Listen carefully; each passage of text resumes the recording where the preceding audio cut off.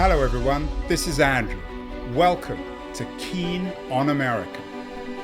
On July 4th, 2026, America will be 250 years old. An anniversary that will, no doubt, be greeted with a mixture of celebration, contemplation, and resignation. In Keen on America, Andrew talks not just about the American past and present, but also speculates on its future. What, Andrew asks, will be the 21st century fate of this now venerable American republic? Hello everybody, it's Monday the 13th of October 2023. The word gerontocracy seems to be on everyone's minds these days. One Substacker suggests that gerontocracy, the rule of the very old, is everywhere. Old people don't seem to have an end game. They don't seem to quite know when to step down and hand over the reins to younger people. It's certainly true in the United States, where the Democrats are unleashing a House primary challenge in the war on the gerontocracy. And it's also true in Europe. One man who's all too familiar with gerontocracies and also, perhaps more importantly, with end games is my guest today. He knows how to step down. Everyone knows about Jeffrey Archer. There's only one Jeffrey Archer. He sold 275 million copies of his books. He's had other distinguished careers, including in politics. And interestingly enough, he has just come out with what he calls his last book, and it's appropriately called Endgame. Jeffrey Archer is joining us from his flat, or what Americans call apartment, in central London. Jeffrey, congratulations on Endgame. Thank you very much indeed, Andrew, and nice to be back on your show. What advice would you give to old people, particularly old politicians in Europe and the United States, who don't have an end game, Jeffrey? Well, you've got to decide at some point. And for this took a natural end for Endgame because it was the 8th in the series of the William Warwick books. And he started life, as you know, as a constable on the beat in Nothing Ventured. And he's come all the way through to the final book when he's a commander and he's put in charge of the 2012 Olympics. It just happened neatly for me that he was 55 years old, that he was in his big job as a commander. And I love my sport, and I particular athletics. And so I went over to Monaco to see Sebastian Coe and said, did anything go wrong at the Olympics? Because the image, quite rightly, is that the London Olympics was a massive success. And he said, well, I'm not the person to ask, Jeffrey. The person to ask is Commander Bob Broadhurst, who was actually the commander-in-chief in charge of security. So I flew back to London and saw the commander, and I thought he might say, I'm sorry, Jeffrey, I can't say anything. But it's 14 years later. So he said, yes, I can tell you there were 12 minor incidents that would have caused the odd headline, but there were 2 major incidents. One would have closed the opening ceremony, and one would have had to clear the stadium on the 3rd day of the athletics. So I took his 14, Andrew, and I put them into Endgame, and I put 7 of my own. And you have to decide when you get to the end which are real and which are figments of my imagination. Jeffrey, I was actually in London last week, and I stayed out in Stratford just by the old Olympic Stadium. It's now relatively old, more than 12, 13 years old. Britain has changed dramatically since 2012. Tell me, in your view, whether those changes have been for the better or the worse. Oh, unquestionably for the worst. There's a lot of people who think, Andrew, that 2012 was almost a peak, because they do perceive, and rightly so, that the Olympics held in London was a great success. Since then, every nation's had the same problem, yours included.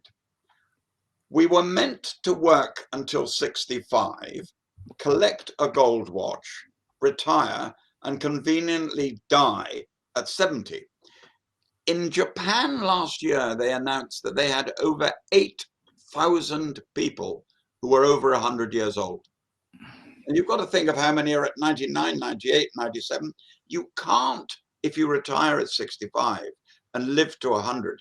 The nation cannot finance.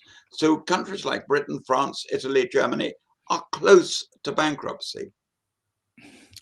And your story, the novel, the last novel, Endgame, is very much bound up with the British royal family that's also changed dramatically since the Olympics. What do you make of those changes, Geoffrey, and how symptomatic are they of a changing Britain, perhaps for the worse?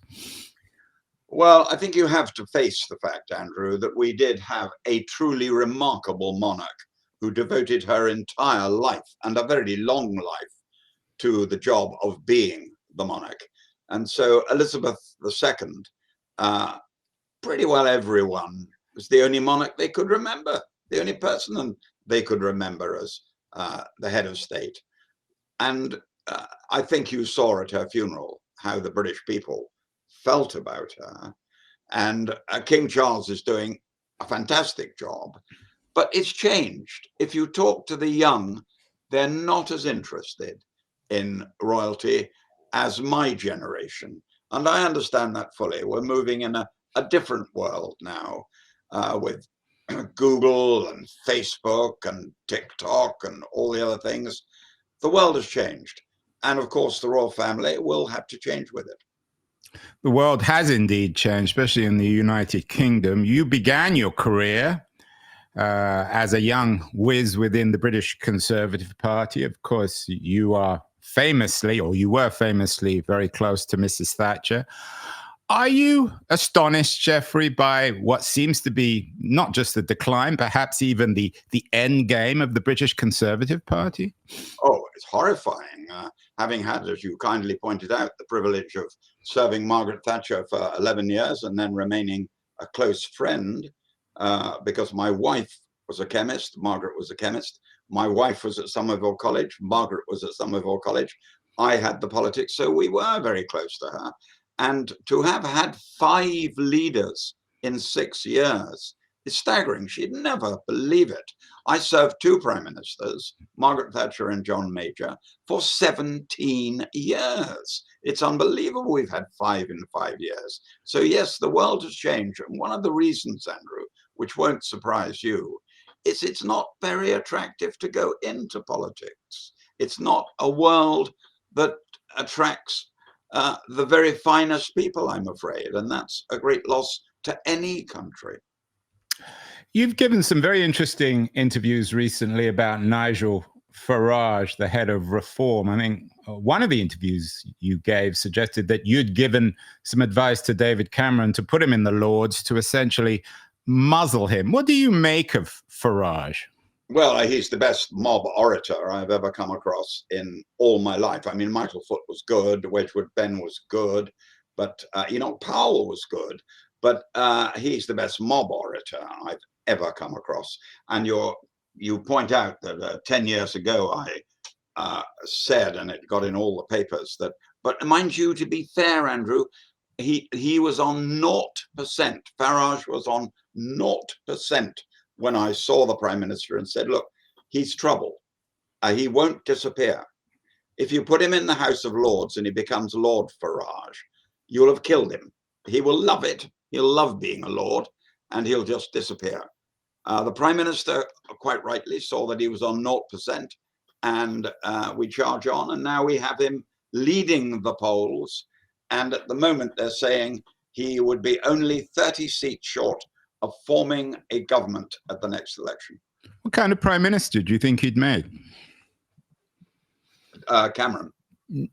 No, not Cameron Farage. We know what kind of Prime Minister Cameron was. I'm so sorry. What sort of Prime Minister would he make? I'm so sorry. I thought you asked which Prime Minister I said that to. There's no way of knowing. He's never held office of any sort at any level. He is a one-man band. You can challenge almost anyone to say, name another person in his party in authority. So the power is with him. Now, when you get elected to be the prime minister of our country, as indeed you become the president in your country, you have to form a government. But you've got people who've got great experience in that field. Each party, the Labour Party and the Conservative Party, have had several people who over many years have been training for the part. But he hasn't got anybody who's training for the part. So if he suddenly became prime minister overnight and he had to form a cabinet, which is usually 22, 23 people, that would be quite a challenge. What do you make of Donald Trump, Jeffrey? I think he's two people. I don't think he's one. I hope to God he's pulled off the Gaza settlement. That would be a wonderful feather in his cap, and he'd have every right to be proud. The other side drives me absolutely bonkers when he can say things like, and casually, that Zelensky declared war on Russia. Does he actually think anyone believes that? Or is there a third of your nation who just accept anything he says is true? You gave, as I said, an interesting interview to The Independent recently, not just about Farage, but you were looking back at your own career, and they asked you if your interviewer asked if you had any regrets. I wonder if one possible regret might be that you didn't spend enough of your life in politics. I want to come to the writing career, your second career, later. But do you sometimes, as you're falling asleep at night, think to yourself, well, if only I'd spent more of my career in politics, I might have shaped the United Kingdom more effectively, and there may not even be a Nigel Farage now. I'm very flattered by even the suggestion. I had 11 very happy years with Margaret Thatcher, 7 happy years with John Major. I would love to have held high office. I would love to have gone higher. But almost any politician will tell you that their careers never, unless they make prime minister, they were never really satisfied. I had lunch last week with a former chancellor of the Exchequer, very distinguished politician. I hope he paid. Who said that he wasn't satisfied. He had to do more. So I think that's true, actually, Andrew, of every politician. I think probably only Mr. Trump, President Trump, can say that having been president for 4 years and then losing the job and coming back, which has never been done before, truly remarkable. When it comes to Endgames, the title of your new book, do we all have to accept, Jeffrey, one way or the other? I think some British politician, probably Churchill, said it, that we're all failures, that all careers end in one kind of failure or another. And it's something that we should, in an odd way, celebrate. Yes, I accept that. And I'm 85 years old now. And I look back on my career and think how lucky I've been, which is the reason I've decided, Andrew, that the next book will be the final book. I don't want to be going on and on and on for the sake of it, fearing the public might rightly say not as good as you used to be. But I came up 6 years ago with an amazing idea for the next book. I've been working on it for 6 years. I think it's bigger than Cain and Abel. I've now got to prove that I can write it, but I won't be attempting another one afterwards. This has been the biggest challenge for me as a writer. What do you make, Jeffrey, of your writing career? Would you advise young people, I'm sure you get asked all the time, about going in to the writing game, the business, especially fiction is a very, very competitive, very hard business to break in. Do you think you had a lot of luck? Are you just naturally talented? As I said, your marketing blurb suggests there's only one Jeffrey Archer. Did you always know there was only one Jeffrey Archer, that you could essentially do whatever you wanted? No, I was always wanted to be a politician. And so when I discovered I had a simple gift of storytelling, and that's the secret, I was a surprise. But then Proust reminded us we always end up doing the thing we're second best at. But to answer your question, yes, a lot of young people come to see me, and I say, go to the ballet. And they say, why should I go to the ballet, Jeffrey? And I say, watch the prima ballerina. Imagine how much work she has done to become the prima ballerina.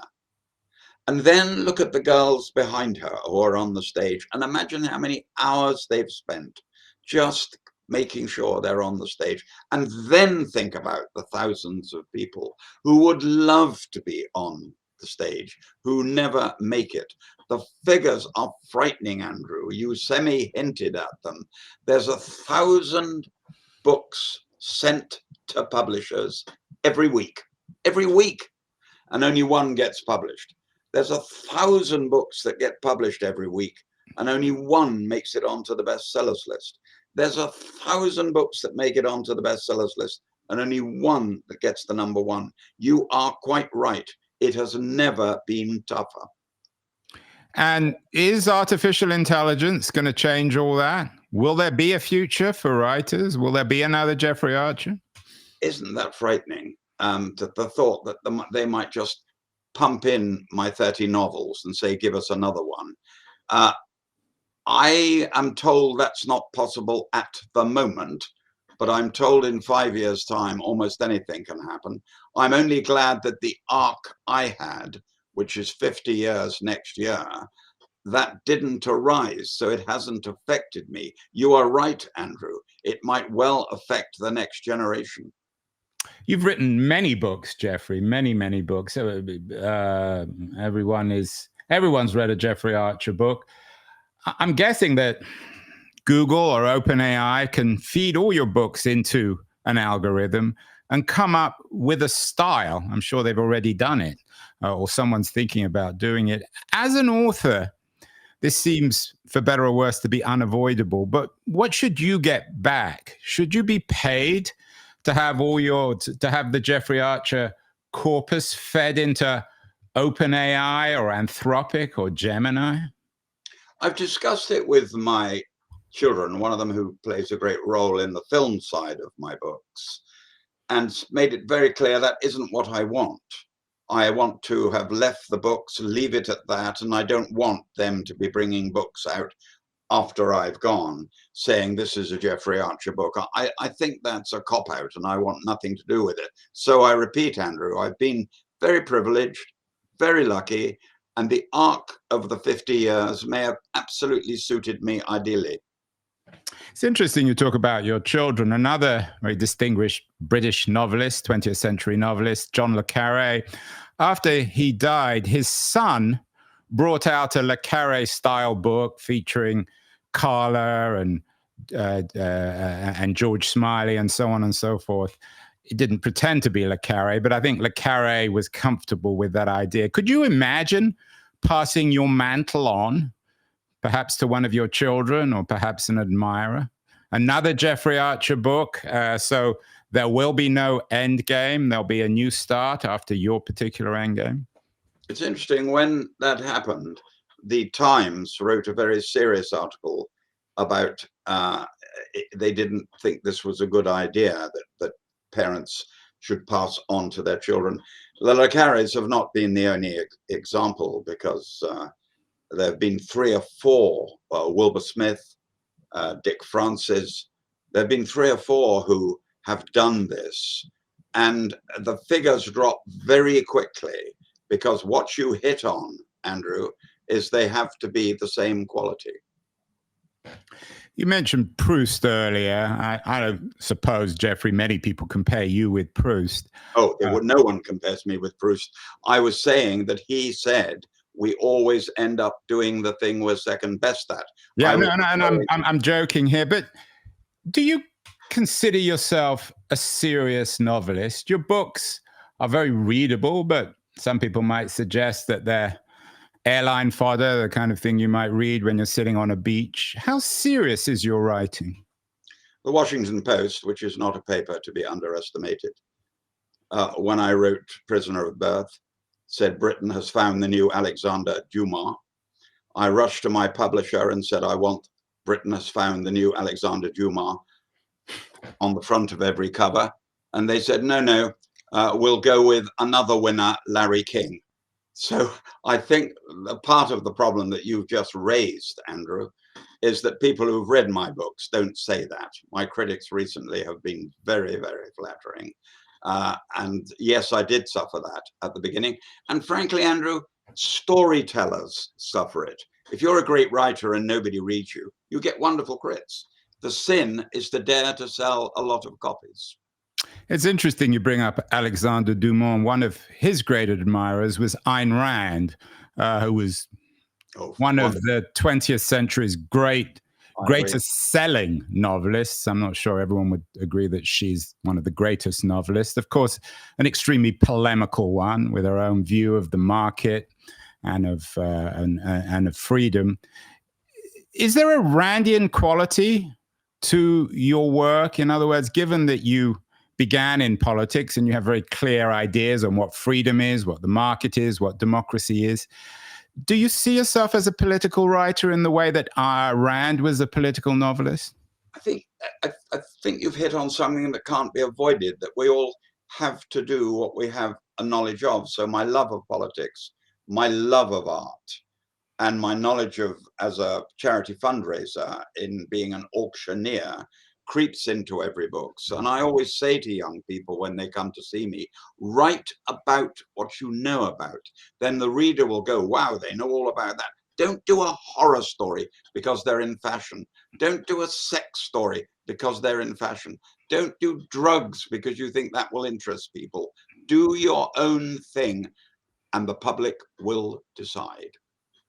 When I brought up Rand, you seem to be an admirer. Do you think, though, that the Randian qualities in the United States, what critics would call neoliberalism, has gone a little too far, that we do need government, that freedom isn't simply being free of regulation and central control? Yeah, well, it's a very fair point. And we live in a very strange age when I would never have questioned democracy. But have you got democracy in the United States now? When I was a child, I never crossed my mind the Supreme Court could be political. Mind you, that's 60 years ago, and that the president could fix it and then get them to agree with his judgment. That hadn't even crossed my mind. And the fact that you don't have a leader of the opposition, so he seems to be trampling over everybody. And of course, that could change in the midterms next year. But if he holds on to Congress and the Senate, you've virtually got a dictator. What do you think Mrs. Thatcher would think of Donald Trump? She would have handled him very well. Don't forget what a very good relationship she had with Ronald Reagan. Of course, Ronald Reagan and Donald Trump are very different animals. They're very different human beings. But part of her genius was that she could handle Gorbachev. She could handle Chirac. She could handle Ronald Reagan. She knew what to do with each one. And you needn't kid yourself on that one, Andrew. If she was around at her best today, I would go as far as saying, I think President Trump would be in awe of her. You've described your life as being lucky. What's the role of luck, Jeffrey, in the world? Do we make our own luck? Machiavelli, of course, famously said that fortune is a woman and you need to ride her well. How would you account for your good fortune? Your career in politics came to an end. For some people, that might have been an end game in itself, but for you, it was simply the first chapter in a remarkable life. Well, it's a very fair question. And I would say in the case of Cain and Abel, I was very lucky to get on the Johnny Carson show and for him to say it was among the best books, Cain and Abel was among the best books he'd ever read. But I found out years later, Andrew, that Gay Byrne, the great Dublin interviewer, felt the same way and had rung his friend Johnny Carson and told him. I found that out years later. So when you say, now that's an inch of luck, isn't it? You're quite right. That's that little bit of luck. But I guess most people can point to something that certainly helped them. As you say, you got lucky with Cain and Abel. What advice would you give? I asked for advice about whether people should become writers. What about people who have some misfortune in their lives, as you've had? What advice would you give in terms of second acts? Fitzgerald famously, of course, said perhaps the most incorrect thing that anyone's ever said about America, that there are no second acts in American life. If you do experience misfortune, how do you ensure a second act? I think you've got to dust yourself down, admit you made a bloody fool of yourself, stand back up and go on fighting. And that does take courage.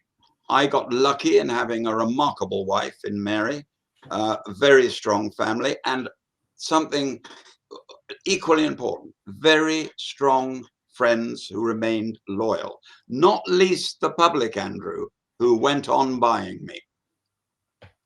The American philosopher, political philosopher John Rawls has suggested that we all need to imagine that if we experience bad luck, we would want some sort of social safety net to protect us. Do you think he's right? Do you think that we all need to be a little bit more sympathetic to the unfortunate, to people who experience bad luck?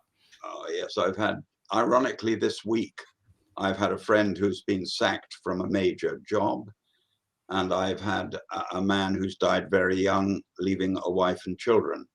And you sit down and you think, my God, how lucky I've been, and I hope I've stretched out and tried to help both. And you will have had that, Andrew. You'll have had dear friends who've died. You'll have had people you admired who suddenly have lost their jobs or everything's gone wrong. And that's when loyalty comes in. That's when friendship comes in, because all of us face it in our lives at some point. And some of us don't always get the backup we need. When you remember a younger Jeffrey Archer in politics, Jeffrey Archer who wrote Cain and Abel, how do you think you've changed? What would you disagree with that younger version of Jeffrey Archer? Well, we've talked about gerontocracy, but presumably you've acquired some wisdom over the years too. I got in the House of Commons far too early, Andrew. How old were you, Jeffrey, when you got into the Commons? 29. It was far too young. I recommend young people going into politics now, try and achieve something, and then go into the House of Commons with something to offer. I had nothing or little or nothing to offer when I entered the House at 29. I wish I'd entered it at 40. I've no complaints. Only a fool stands up and says, oh, someone else is to blame. I wanted to be a member of Parliament. I won a seat. I got in the House. It was fascinating to be in the House at that young age. And of course, I've kept my love of politics over a very long period, remain fascinated by a day-to-day basis. I'm following the French politics at the moment with fascination, the American politics with fascination, the Russian and Ukrainian politics with fascination, the Palestinian and Israeli politics, so much going on in the world, but I'm still fascinated by it. Yeah, we had Macron on the show a few years ago before he became president of France. Do you think it's inevitable in the end that that a popular front figure will win power in France and France will withdraw from the EU and it will become a dysfunctional organization? In other words, does the EU have much of a future, Jeffrey? Were you a Brexiteer? I voted to leave, but I'm shocked by what you've just said. The idea of France leaving, I've never taken really seriously. They have a massive problem at the moment, having had one prime minister for 1 year and then one prime minister for 1 month. I think the next prime minister will last 3 days. If it's a new prime minister, he or she will last 3 days. And then Le Pen and the left will call for a general election. And I cannot see how Macron avoids that. If he's had 3 prime ministers in a year and he can't gain a majority for a budget, he can't even get a budget through the House, I think he has to resign. And what would become of a Europe without the EU? Well, I see where you're going. If France went, who else would go? Without France, it would be a very different organization, as it is without Britain. Though our own Prime Minister in Britain, Keir Starmer, is keeping very close contacts, let me put it that way, with Europe, and hoping to not go back, though I think in his heart he'd like to go back, but to make a stronger relationship between Britain and Europe. And in fact, that's what he's working on. What do you make of Starmer? His polling isn't particularly impressive. I've never seen a newly elected prime minister with a majority of over 140 collapse so quickly. Maybe that's the world we live in with TikTok and Google and all the other social media aspect. Maybe I'm just living in a new age which I haven't mastered, but he's very low in the polls at the moment, and Farage is leading the polls. And in France, I wouldn't be surprised if Le Pen was elected. In Germany, I wouldn't be surprised if a right-wing government came. And I don't know what's going to happen in Britain. The subtitle of your new novel, Endgame, or at least on the front cover, is May the Best Man Win. It's a book about, or at least it has the background of the Olympic Games and athletics and sports. Do you think one thing that somebody like Starmer needs to learn from, he's a big football fan, are professional athletes? The politicians need to become like athletes. Mrs. Thatcher seemed intuitively to have mastered politics, but that was another age. One even wonders if she was around today, whether she would be the master or mistress of the process that she was 50 years or 40 years ago. That's a very fair point. I've always wondered how she would have handled COVID. I've always wondered if that had been the center of her administration. She'd had the COVID year, so you've every right to say that. And maybe, Andrew, it's now impossible to govern, that you just can't win. Every prime minister in every country, every leader is going to be unpopular. And and by the way, I don't know about, I can't speak for America, but in Britain, top people are not going into politics. When you've got the chairman of Tesco, before bonuses, earning 4 times the amount the prime minister earns, without any of the unpleasantness, you can see that getting top people to try and help Great Britain PLC is not easy. But does that even matter in the United States? The government's shut down, doesn't seem to be bothering anyone. You note that politicians earn minuscule amounts compared to people in big companies like Google or TikTok. But these are the companies changing the world, and politicians and politics and governments don't seem to have much impact anyway. So is the world recalibrating to tell a truth that nostalgists are simply not willing to accept, that politics doesn't matter anymore, or even government doesn't matter? I wouldn't go that far, but where I would agree with you is even 20 years ago, let alone 50 years ago, when I first entered the House, major multi-millionaires, now billionaires, major chairmen of companies, major holders of vast shares, didn't have real power. They do today. Mr. Musk seems to be able to talk to the whole world and tell my country, Great Britain, what they should do. That would never have happened when I was a young man. No American. You would have never got JP Morgan or Henry Ford saying, well, the British ought to get rid of this and do that. That would never have happened. So you're right. They have much more power than they've ever had before. And you're right also. I'm not sure it's a good thing. We mentioned Nigel Farage. What's your take on Tommy Robinson? I was astonished that 2 or 3 weeks ago there was a 150,000 people march in London, which was organized by Tommy Robinson. Some people might suggest it was a fascist march, certainly overtly anti-immigrant. Are you astonished, Jeffrey? Britain's always been known as a generous place to immigrants, open. welcoming in many ways, from the Second World War, from other wars in the second half of the 20th century. Are you disappointed with a Britain that embraces a character like Tommy Robinson? I think it was because we have so many immigrants coming over in boats every single day, and I'd say go as far as saying a majority of the British are sick of it. The Conservatives did nothing about it. Labour, it's got out of control, and we are tired. Our immigration policy is a problem. By the way, it's a problem in France. It's a massive problem in Germany, and it's a problem across Europe, and it's a problem in Italy, because they can land in those countries as well. So I can't pretend I was shocked, but I was interested to see that Mr. Farage distanced himself from Mr. Robinson as far as he could get. He didn't approve of that much.